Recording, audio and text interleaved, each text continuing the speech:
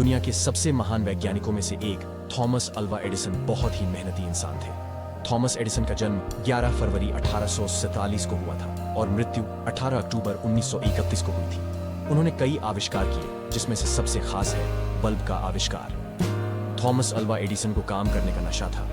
वे एक बार अपनी प्रयोगशाला में घुस जाते तो बाहर ही नहीं निकलते थे। उनकी इस आदत से उनकी पत्नी बहुत चिढ़ी सी रहती थी।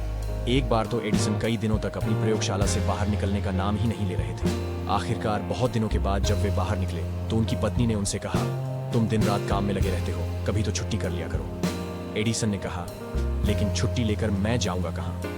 पत्नी बोली, जहां तुम्हारा मन चाहे, जो जगह तुम्हें प्रिय हो वहां चले जाना। अच्छा, तो फिर मैं वहीं जाता हूं। ये कहकर एडिसन फिर अपनी प्रयोगशाला में घुस गए।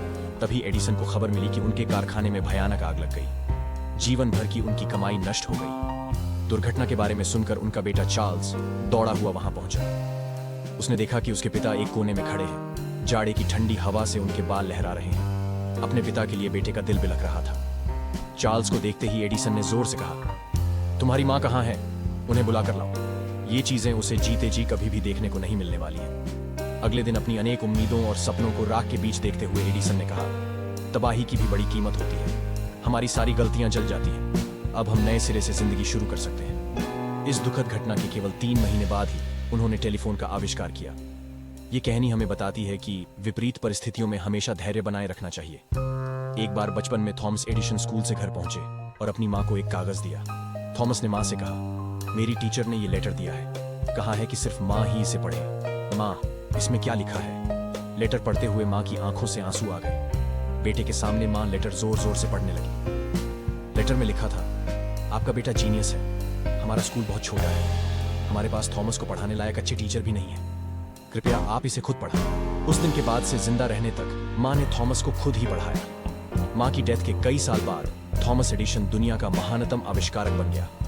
माँ की डेथ के बाद एक दिन थॉमस को टीचर का वो लेटर मिला। उसने लेटर खोला तो हैरान रह गया। लेटर में लिखा था, आपका बेटा दिमागी तौर पर कमजोर है।